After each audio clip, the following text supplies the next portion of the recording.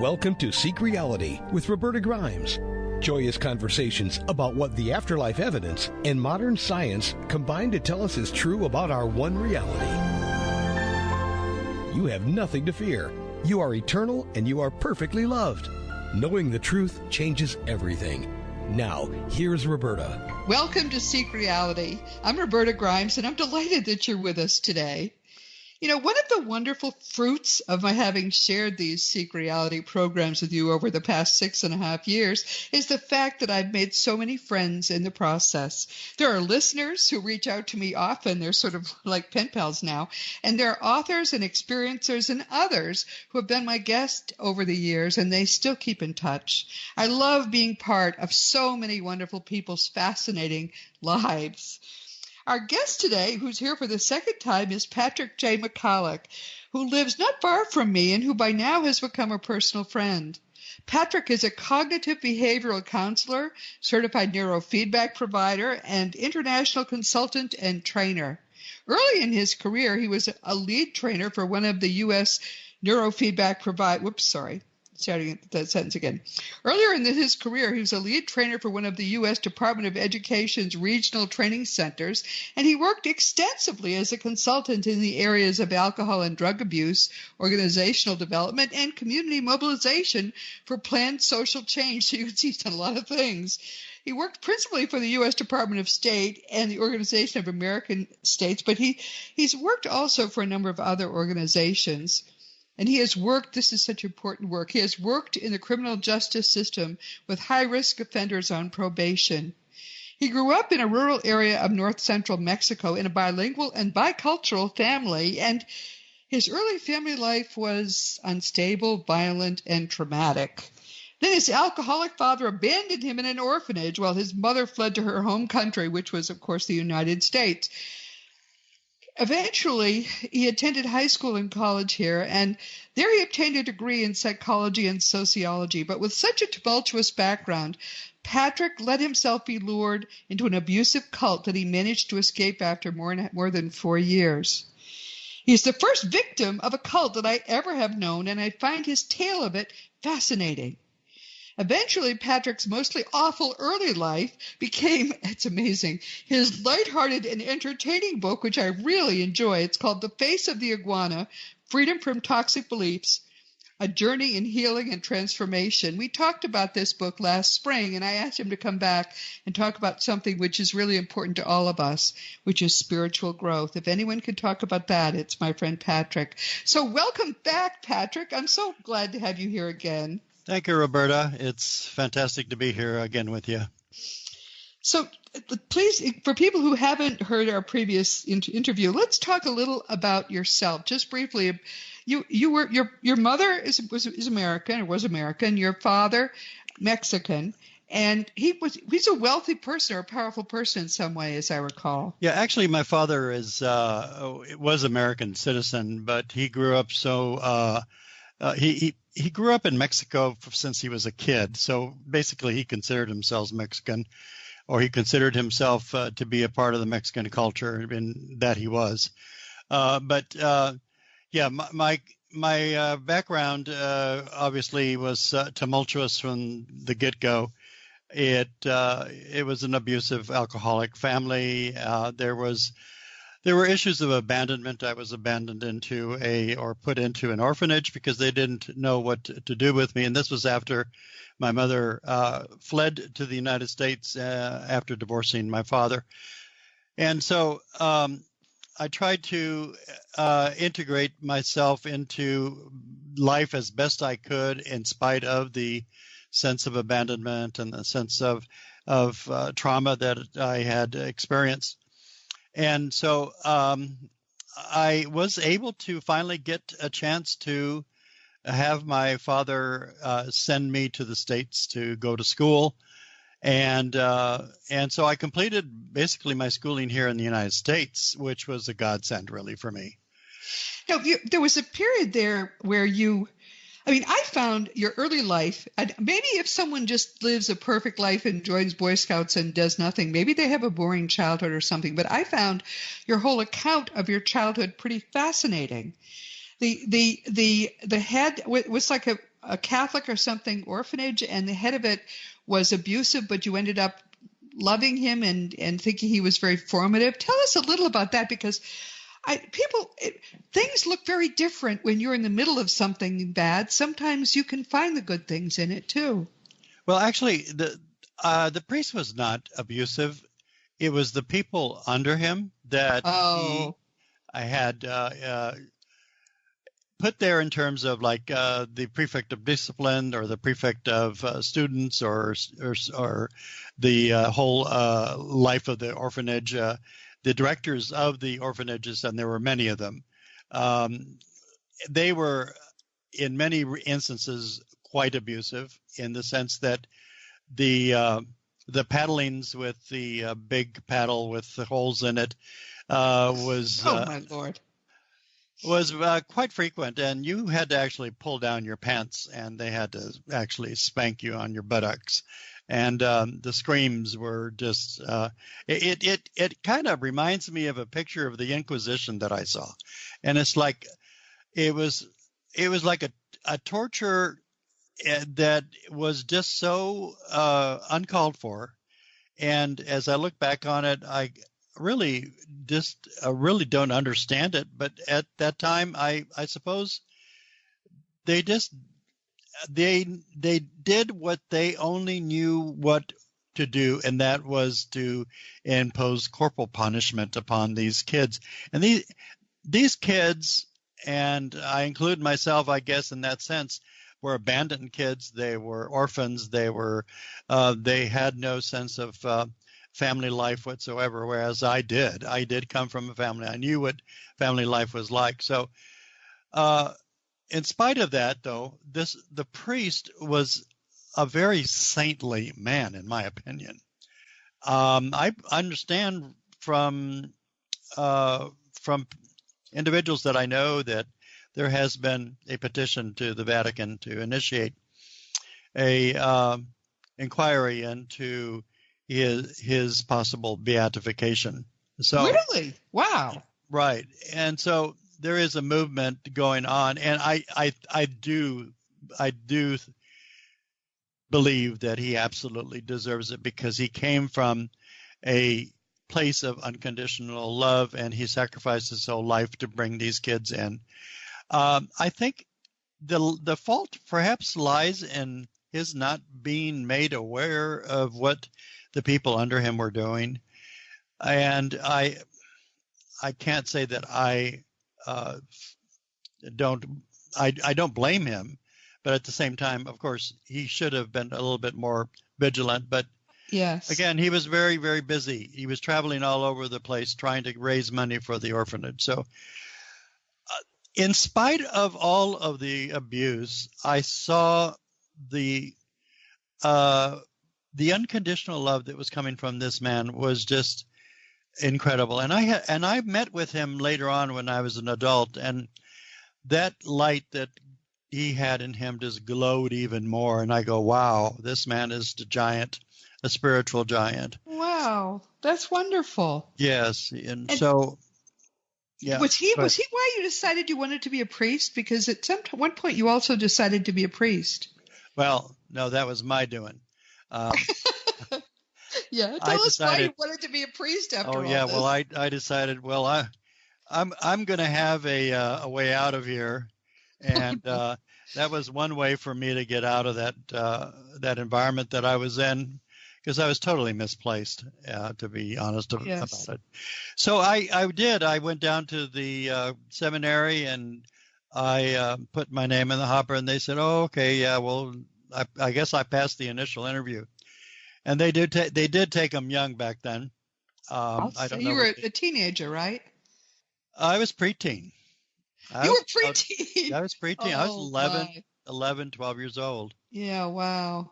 And it was a total change of environment. It was a step up, let's say, because the food was better. There was no corporeal punishment. However, that was my first induction into fear-based belief systems.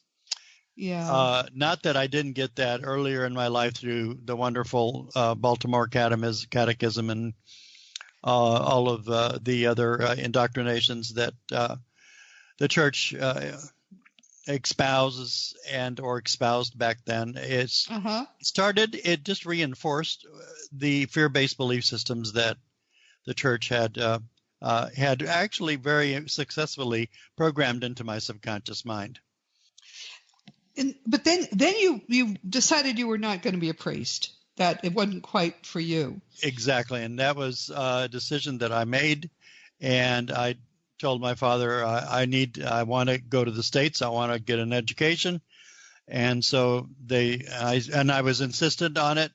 I had already become now an adolescent. I was about 13.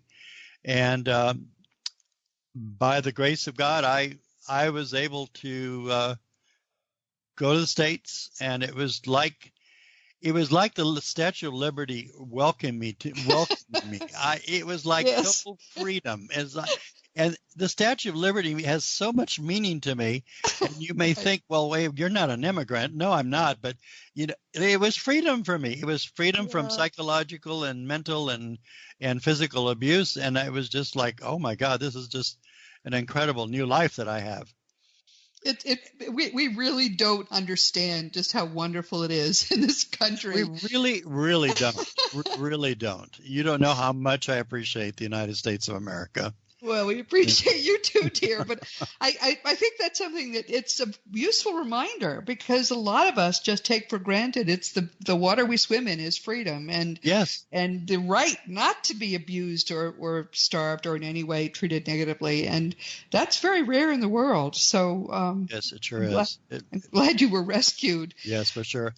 And so you went to high school and college, but then you ended up in a cult. How did that happen?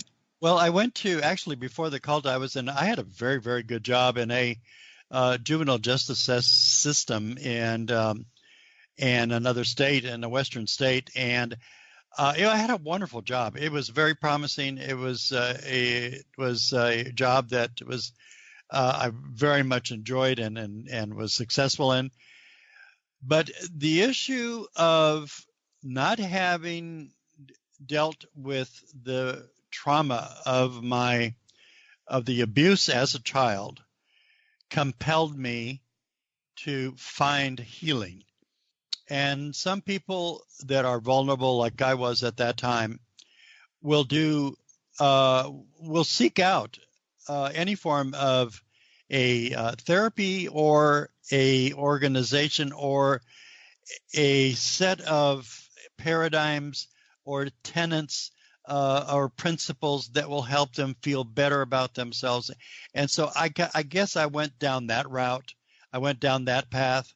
And this cult just basically started answering all kinds of questions, regular questions like, why am I here? What's the purpose of life? So on and so forth. But in addition to that, and I think more importantly, I wanted to be healed. I wanted to be healed from the hurt that I had experienced as a child. However, I was led into let's say, a street with no return. I mean, it was a dead-end street, and it was straight into negativity. And I found myself absolutely entrapped. And through fear and through trepidation and threats, I was kept there, and I was forced to work for the organization, or else there would have been what they put, how they put it was, if you dare leave, you're very special. And the reason why you're special is because you are here. If you were picked by the quote unquote cosmic beings to be here. And so if you dare even try to leave, and this was just not a message to me, it was a message to everybody, then you're going to have the most horrible karma. You'll even go through what's called the second death. So you had this incredible psychological death sentence imposed upon you. And all right, but so here you are, you're a college graduate, obviously very bright, and we have a wonderful job. And it's hard for people to imagine what the hook was. Now, they offered healing, so they gave you a sense of answers to your questions that were at first comforting, right? But Yes. the leader also claimed to be in contact with aliens or some greater beings, Right. and claimed that he and his little remnant there were in some way special. What did Well, he say? well, I the whole thing was that the cult leader was transmitting these messages from the cosmic beings, and so it was just like the spokesperson, the messenger, say, of all these cosmic beings that encompass all of the universe, so on and so forth. I mean, it was just it was so ridiculous. At first, I contemplated afterwards. I thought about it, and I said, how did I ever even be seduced into accepting this? And the only thing that I can come up with is the methods that they used to seduce me. It wasn't just seduction by verbal commands or verbal verbiage. It was actually seduction at the subconscious level through chanting and through singing and I'm talking about hours of chanting. And as I became a neurotherapist and discovered the power of brainwaves and the entrainment of, especially at the theta level, the hypnagogic level of the brain, what they did, and they did it very, very, very cleverly, is actually reprogram my subconscious mind. And once your subconscious mind basically is your hardware and your software. And we operate basically from a program that's been programmed into our subconscious mind. So that's basically what they did. They were very clever at using these subtle but very powerful techniques to indoctrinate and program or reprogram all of the cult members with new information that eventually turned into a very toxic soup of actually anxiety and depression. I did enter into periods of depression and anxiety, panic attacks, and it wasn't just me. It was I saw this in the rest of my cult members or cult mates. And most of them also had stories of abuse. They had stories of abandonment. So I go, oh, I get it now. It's the vulnerable ones that are most susceptible. And so I became very, very vulnerable. So all right. So if people listening are thinking, I could never have that happen to me, it's quite possible that you could. How would people who are, we all have imperfect childhoods and stuff. If people feel damaged from childhood and maybe they haven't fully healed from it, how would they recognize that what looks as if it's going to help them really isn't going to help them? Are there any signs in retrospect that people could find that might say you're going in the wrong direction, this won't help?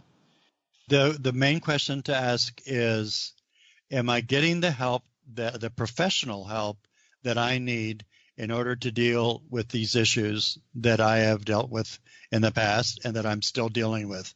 The second piece to that is what these people are saying, does that resonate with me at the soul level? And is it positive? Positive is important, yes. And positive is critical, because what they did was they first gave all the positive stuff, all the beautiful stuff, the just wonderful.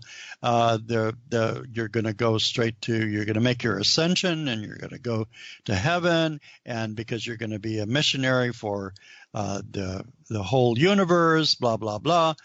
So those were the like the candy that was coated with all this rich, sugary, delightful tasting substance, but right deep as you bit into that candy was the bitterness of despair and anxiety and depression. So they had to sugarcoat it first in order to attract you, and then once they had you, then they used guilt and fear to keep you. That's such an important point. The only thing, no matter what your problem is, the only thing that can help you at all is perfectly love-based teachings and practices. Anything that feels fearful or negative is just going to trap you into more despair and negativity yourself. And that really strikes me from your book. I mean, that's really what you learned from all this. Yes. And, Roberta, I really must say I am really grateful that I had this experience. Would I go through it again? No. No. Oh, no. No way in the world would I want to Uh-huh. go through that again. But it taught me so much, and it brought forth information that I think will probably help a lot of people. I've already heard from so many people who said, I've read your book and I just love it, and it has helped me so much. And I think from experience comes the fruit of knowing and of knowledge and of understanding that I think a lot of us need in our healing process. And I just want to say, and this is a message to everybody, if the message you receive, whether it is from the pulpit in your local church or from some teacher that's out there, if the message does not resonate with you and it is lacking in a deep positivity, then stop and question it. You do not have to accept anything that anybody says just because they say it, or because it's printed, or because it's announced, or you see it on the TV. That does not make truth. Truth is what resonates with your soul, and truth is what feeds your soul and brings you into that state of unconditional love. The thing about the problem we face, many of us in the United States and in the Western world, is that Christianity, which is, we're told is, this is Jesus, this is perfect stuff. It's fear-based. The teachings of mainstream Christianity are fear-based. Now, they get sugar-coated in a lot of sort of lighter weight churches, but at the back of it all is, you are so unworthy, Jesus had to go and suffer and die for you, or God could never forgive you. That is the most fear-based, scary, horrible thing you could be told about yourself that exists. I'm that horrible, I'm that negative, I'm that evil, that if Jesus didn't die, God could never forgive me. What does that tell you about God? What does it tell you about you? So I think one of the things that we've talked about too, you and I, is just how dangerous these teachings are to people. You don't think it's a cult, but if you have a minister or a preacher who is telling you things about, if you leave this church, you're damned, you're going to hell, whatever, flee that. Do not allow that to get into your mind, because it poisons you, and it's not true. It's frankly not true. Those are the first warning signs. If you are threatened in any way, and you are not, free will is a universal law, yes. And free will cannot be violated, and your free will is sacred. If you are held against your free will, and that could be through threats, or through intimidation, or through fear, or whatever, then that's your first warning sign that you are in a toxic belief system, and you do have the right to walk out that door, and you should, for your own sake, walk out that door. And it's what I call terrorism at the pulpit. And yes, yes. I'm trying not to be critical, because Roberta, these people they have also been indoctrinated. They have right. They have gone through the whole period of being indoctrinated into what has been years and years and centuries of traditions. And today I heard a wonderful quote from a woman called Darshana Patel, and she says, "Tradition is peer pressure from dead people." Yes, that's true. I'll have to remember that. Tradition is peer pressure from dead people. And well, those dead people, okay, so they're gone. I'm sure they're reincarnated, or wherever whatever they are. Right. But these are paradigms. They're ancient paradigms that are paradigms that had to deal with death and fear and anxiety and killing, and there's no reason for us to accept all of these traditions just because it's been handed down from generation to generation. It just doesn't make any sense. What makes sense is that which conforms to unconditional love, which is the pure essence of not only our being at our core, because we are sparks of the divine, but from source, and I like to refer to God as source, because God is that which cannot be described. God or the source cannot be explained in any way whatsoever because it's unexplainable. But what we can do is we can be in touch with that love, that pure unconditional love, which can be felt. And when you feel it, then you know that you are in touch with your own God source within you. Yes. We have talked here, just briefly, everyone, on Seek Reality. We have talked about the fact that consciousness is all that exists. Consciousness at its highest vibration is pure love, and that's the source. That's God. At its lowest vibration, it's fear, anger, hatred, all of the ishy emotions. Correct. That consciousness is you. And you are vibrating somewhere in the range between deep fear and perfect love. And we come to Earth to raise our personal vibrations higher. Now, the kind of experience, frankly, that Patrick had is one, the series of experiences. This is a lifetime designed by someone who was probably pretty advanced to begin with, or they wouldn't have let him do it. But he designed a lot of garbage into his life. Just the way you would go to a gym and say, I'm really going to try hard now to stretch my muscles and grow. And that's what these experiences have done for him. Horrible to go through. But on the other hand, I mean, you can tell reading. I love your book. I recommend your book. It's called The Face of the Iguana by Patrick J. McKallick. And what's in it, what you see as you read his book, number one, it feels very real to you. I found it actually very enjoyable to read because I got to be you. You know, it was just a fun experience. But even the horrible things were happening, you didn't dwell on those things. But you can see the growth that already has happened as a result of these things. And you wrote it. You've grown more since then. Yes, definitely. And Roberta, I reached a point, actually, it's really interesting how things happen. Source my life plan dictated that I would slowly start to reintegrate myself back into some form of spirituality after 2 decades of walking through a spiritual desert, so to speak. And it was like one book came after the other. I studied physics. I studied science. I studied Taoism. I studied everything that had to do with spirituality from a different point of view, and that was mainly from a Taoistic point of view. I love the Taoistic philosophy of life.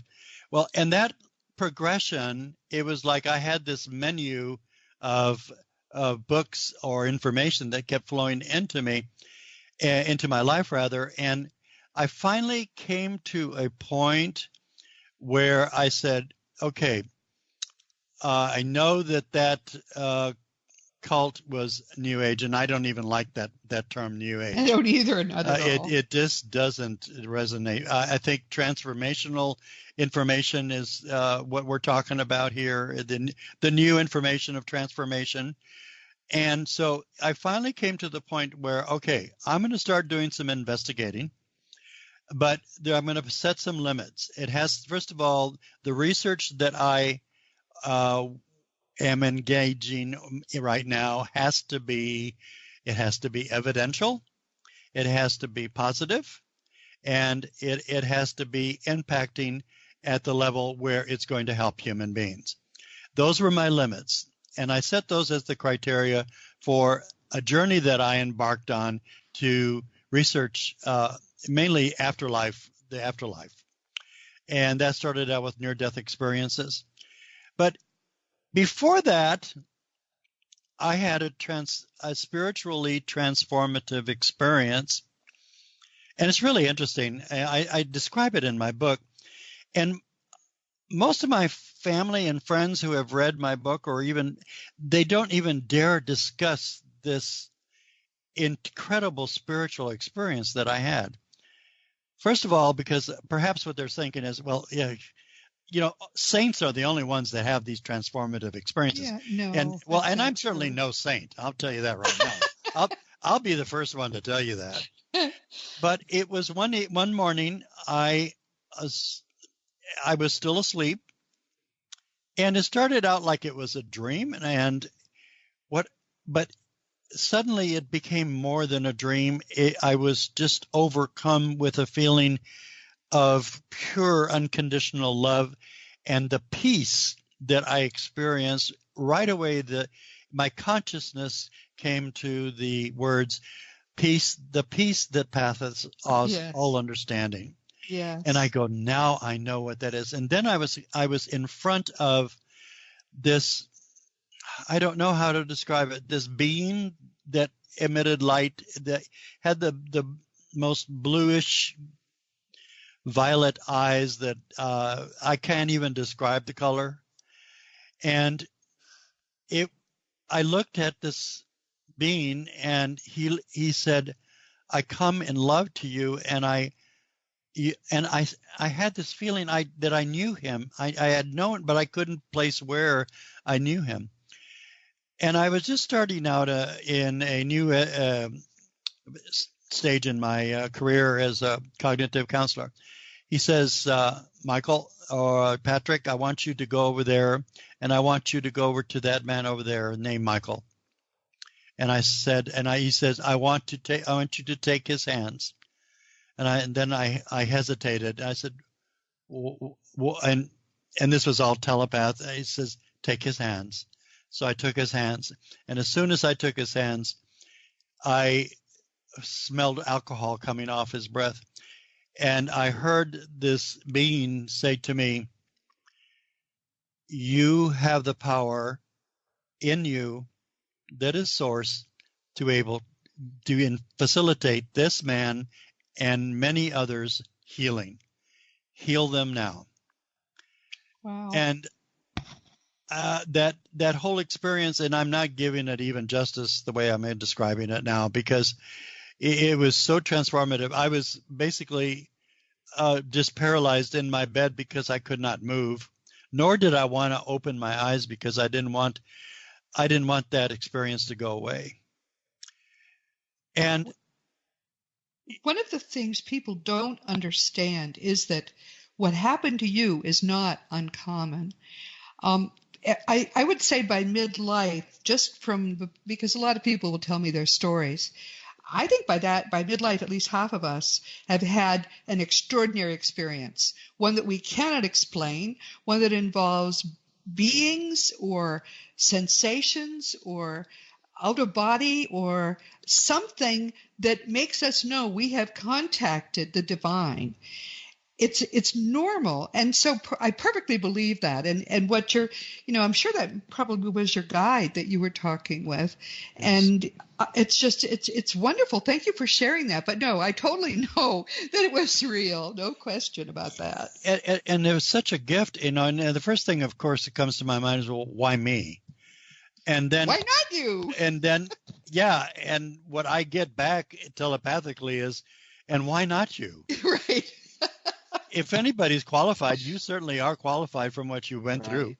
And that's what set me off on this incredible journey of 6 years of I've done 6 years of intensive afterlife research. And I'll tell you, the two books that completely collapsed every single bit of PTSD that I had been carrying around and which popped up intermittently in the past 50 years was Journey of Souls and Destiny of Souls by Dr. Michael Newton. Yeah, a lot of people feel very strongly about those books. And what is important about those two pieces is that they are evidential. The database initially, when he wrote those two books, was 7,000 patients and he was a atheist. He didn't believe in any of this New Age stuff. Yeah, a lot of the best researchers turn out really to be very skeptical. In fact, I don't think you can be a good researcher unless you are. Exactly. And he said, I went into this kicking and screaming, and I can understand that. I could totally. I mean, he was a clinical psychologist and a clinical hypnotherapist. He didn't want to have anything to do with all this woo-woo stuff. And then he got in touch with all of these patients that wanted to get some relief through hypnotherapy, and they started talking about other experiences in past lives, and he just let them talk. He says, okay, I don't believe any of this stuff, but if they want to go into that, that's fine. If it helps them, that's great. One of his first patients was a man that had a pain in his back, and all kinds of medical exams proved that he had absolutely nothing to justify or explain why he had that pain. And he reported in hypnotherapy, he says, oh, I've been stabbed. I've been stabbed in the back. And Dr. Newton said, well, tell me about it. Where are you? Oh, I'm in the trenches. What year is it? 1917. I'm in World War I. Wow. Oh, and he took him through this. He got his name, his regiment number, and all the information. And meanwhile, this man is just having this anxiety because of that he's re-experiencing this stabbing and his transition. And finally, he calmed him down. He took him out of the experience. And as soon as he got out of that experience, the man says, my pain's gone. I have no more pain. Wow, isn't that great? But then Dr. Newton, he called the War Office in Britain. He gave him the man's name and his the approximate age and where he had been stationed, because he gave that information in this hypnotherapy session, and the War Office confirmed every single detail and even said where that man was buried. Wow. And the man, I loved his books too. For me, the problem was partly that they were inconsistent with what a whole body of other, very evidential material. But I came to understand why that was and how it all fits together. But then I decided I'm not going to burden people with that now. So I just tell people, read those two books, Journey of Souls and Destiny of Souls, when you already sort of understand quite a bit about what's going on, because they do add immeasurably information and grounding to the basic information that we all get when we do afterlife research, for sure. Yes, and I think one of the rules that's really important to consider when you're reading any of this stuff, if it resonates with you, accept it, take it in, take a look at it. If it doesn't resonate with you, you have the free will to just let it go and not accept it. And if it resonates with your soul, find out how it resonates and what that means to you. I think this, and then I say that in my book, The Face of the Iguana. Anything that I say here does not mean that I'm the authority, and no one is the authority. Accept only that which resonates with you, and the rest you can just leave it. And I think that's another very important piece of information that I think all of us need to exercise when we are reading. It's really interesting. In one book on channeling, I was reading about it, and in that the author says, "Well, channeling, you have to take everything with a grain of salt. Just because something comes through does not mean that it's absolutely the truth. And if it is, it all depends what those people that are being channeled, what book they're reading." And that doesn't mean the channeler. It means the voices that are coming through them. Yes, because one of the important problems with channeling is that there are many beings who are third, fourth, or fifth level, but they aren't expert at all, and they don't know what is above them. And there's Correct. a lot of erroneous information out now that have come through people who've recently died, and they were not that expert, but they, if you're being channeled by your mother or by someone who is claiming you're a big shot, you want to show you are. And a lot of what they say is simply not consistent with the rest of the evidence. So yes, that's true. I caution people about those books. Yeah. Yes. And I think another assumption that we all make is that once you die, you become this all-knowing being. That's what I mean. They don't know any more than they do before. That is not true at all. I mean, yes, you are the same personality. You have the same body of information. that you had when you're alive. And that's what the research is showing. It's you go in the and life continues because consciousness is energy, and energy cannot be either created nor destroyed. That's right. And so we go on after we drop this body, we go on learning, and learning does not stop just because your body's been dropped. And our souls learn continuously, and that's part of our path. And I think this would really, especially in these days before the holidays, we have to understand that those who have our family members who have gone on, who have made their transition, we have to realize and understand that they're not gone. They're here. They're here with us. They're very much alive, if not more alive than we are. One sense I have had is that more and more as I talk with people is that knowing the truth is critical to people really dropping the fear, because fear of death is the base fear. And what you've done is, which is to make yourself an expert on the afterlife, seems to have been very empowering for you, just as it is for other people who do it. It was, yes, it was a godsend, Roberta. It really, really was. And it's just, it opens up all these doors that, first of all, you don't even realize that exist. And it brings up the quote that the master has said over and over again: know the truth and the truth shall set you free. And it really has applied in my case, and I'm so grateful for that. Yes, well, so am I. But that's been I think that's universally true. One of the things that we're looking at is coming up with more efficient ways to help everyone know the truth about the fact that our lives are eternal, and our eternal lives are wonderful beyond our imagination. Because when enough people know that, it's going to change everything for all of us. It will uplift the entire planet.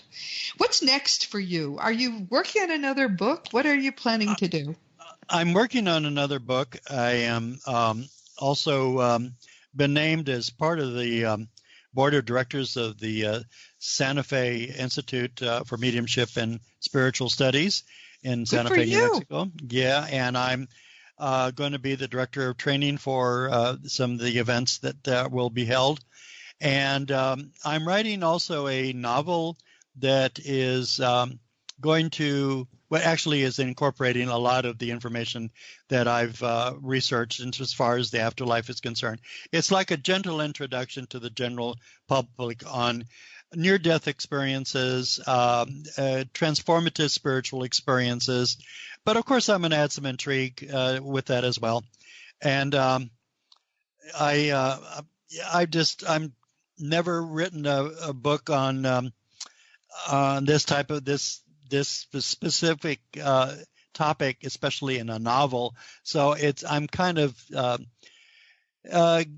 experimenting with it, but it seems to be going in the right direction. I'm just turning it over to my higher self, and my higher self seems to be doing pretty good with it. So I'm not going to let my higher self get in the way. So I am going to let my higher self guide me that way, and he is, or she, or whatever. One of the things that we come to understand is we really don't write anything. We aren't really able to. It's all channeled. And so, because it's all channeled, that's very freeing. We could just allow it to happen. We don't have to, guide it, because if we try, we screw it up. In my experience, it's just up to them. They do a much better job than we can. Yes, it's exactly right.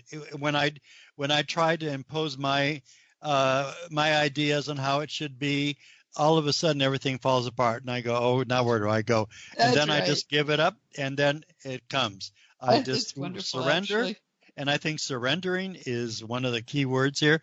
And sometimes we just have to surrender to Source, to the universe, to the eternal wisdom, and just say, here I am.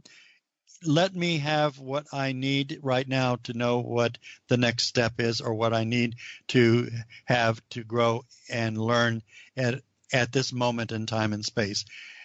That is beautifully said. I'm so sorry. We're coming to the end of our time now. So we'll have to do this again. Yes. we sort of have lunch and say, okay, let's talk this. What are we going to talk about? Okay, we'll talk about that next time. And so when you have a book a little farther along, we'll talk about possibly having you come back. Okay, Roberta, that sounds good. Meanwhile, consider yourself hugged. And likewise. Everyone, this has been Seek Reality with Roberta Grimes. I'm so glad you could be with us today. Please never forget that you are a powerful, eternal being. You never began and you never will end. And when you really get that, it changes everything in your life for the better. Next week, here for the 29th time in 6.5 years, will be our wonderful friend, Dr. R. Craig Hogan. Craig is the world's leading expert on the greater reality, what's going on and how it all fits together.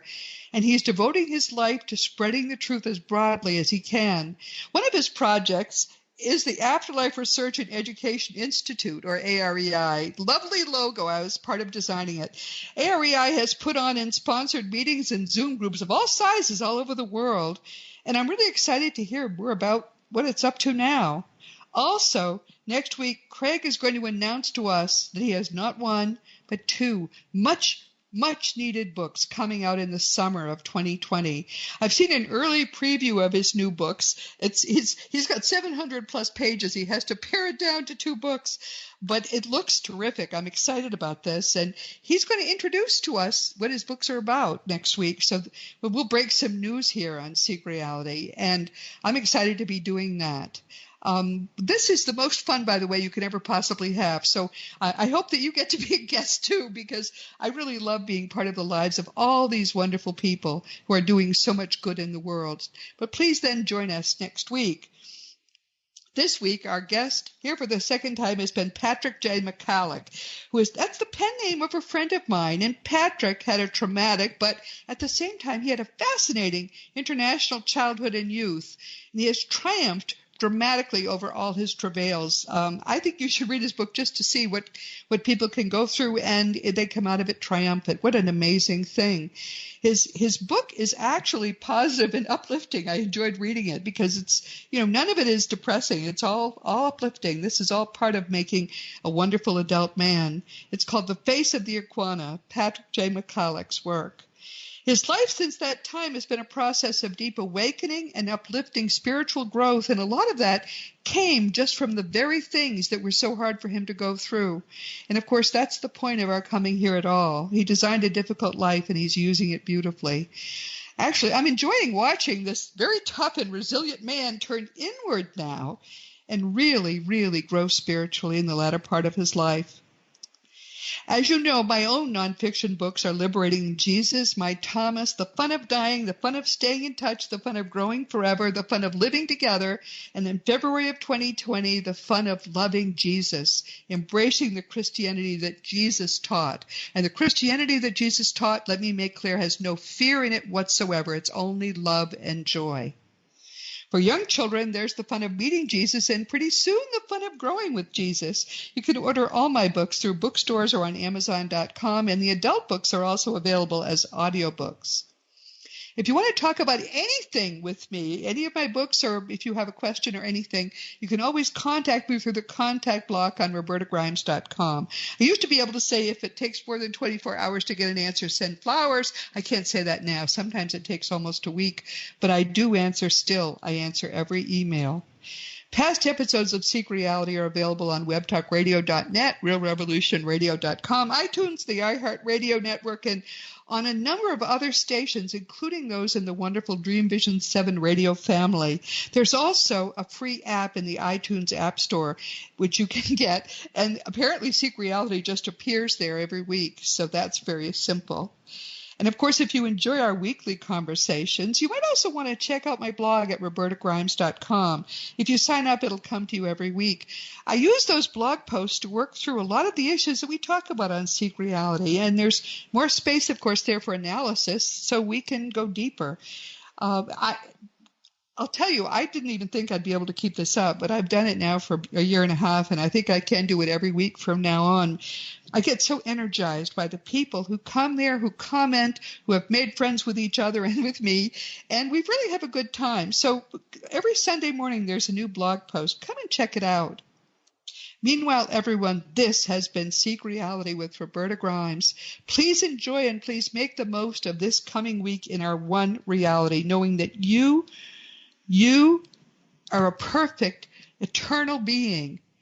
And you, most of all in the universe, you are infinitely loved. You've been listening to Seek Reality with Roberta Grimes. Roberta blogs and answers questions at robertagrimes.com. Join us every week as we explore what the afterlife evidence and modern science combine to tell us is true about the one reality we all share. Knowing the truth changes everything.